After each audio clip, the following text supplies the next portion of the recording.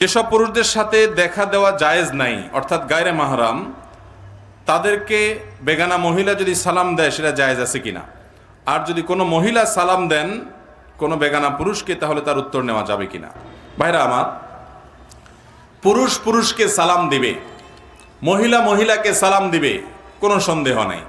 পুরুষ মহিলাকে, যদি পরিবারের মহিলা হয় অর্থাৎ মাহরাম মহিলা হয়, মা বোন স্ত্রী, তাদেরকে সালাম দিবে।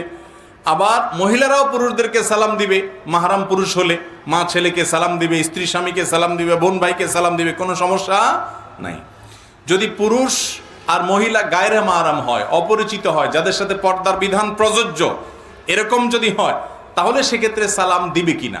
তো এটার উত্তর হলো, সাধারণ বিধান হলো এক্ষেত্রেও সালাম দিবে যদি ফিতনার ভয় আশঙ্কা না থাকে।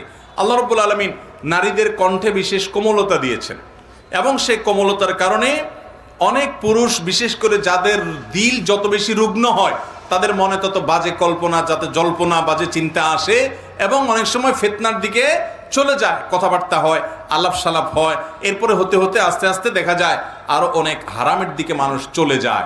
এরকম আশঙ্কা যদি থাকে তাহলে নারী পুরুষ একে অন্যকে এভাবে সালাম দিবে না। যদি দেয় তাহলে মনে মনে জবাব দিবে, যদি জবাব জোরে দিলে ফিতনার ভয় থাকে। বাকি সাধারণ অবস্থাতে জবাব দিতে পারবে। আল্লাহ কোরআনে বলেছেন, ওয়াকুলনা কাওলাম মারুফা, মেয়েরা তারা কথা বলবে, স্বাভাবিক কথা বলতে পারবে, কোরআনের আয়াত থেকে বোঝা যায়। তাই স্বাভাবিক কথার মধ্যে সালামও থাকে। এটা সাধারণভাবে যদি বলা হয়, কণ্ঠের মধ্যে বিশেষ কোমলতা সৃষ্টি করা না হয়, বিশেষ কোনো কৃত্রিমতা সৃষ্টি করা না হয়, কণ্ঠের মধ্যে বিশেষ ধরনের আকর্ষণীয় করে ওইটা যদি উপস্থাপন করা না হয়, নরমালি এটা জায়েজ আছে। ফিতনার আশঙ্কা থাকলে এটা করাকে অনেক ইমামগণ, ওলামা ইকরাম মাকরুহ বলেছেন। কথা কি বুঝাতে পারছি? অতএব বেগানা পুরুষ বেগানা নারী একে অন্যকে সালাম যদি দেয়, ফিতনার আশঙ্কা নাই, জায়েজ আছে।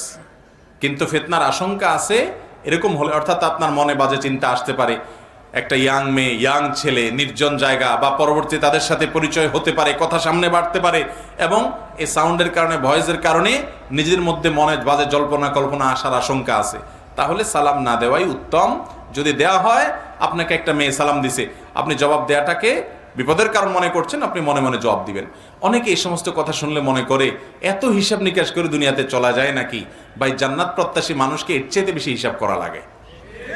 আর যার জান্নাত জাহান্নাম নাই, যার আল্লাহ নাই, যার আল্লাহর প্রতি ঈমান নাই, যে শয়তানের কথা মতো চলে, ও তো নফসের গোলাম, তার খেয়াল খুশি মতো যা খুশি সে করে। আমাদের প্রতিটা পদক্ষেপে চিন্তা করতে, আর এটা একজন নারীর প্রতি সম্মান প্রদর্শন, যে একজন নারী, তার ব্যক্তিত্ব, তার সম্ভ্রম, তার ইজ্জত যাতে কোনো পুরুষ মনে মনে বাজেভাবে তাকে নিয়ে খারাপ চিন্তা করে জেনা করতে না পারে, নিকৃষ্ট চিন্তা তাকে নিয়ে যেন করতে না পারে, ইসলাম তার জন্য সব ব্যবস্থা রেখেছে।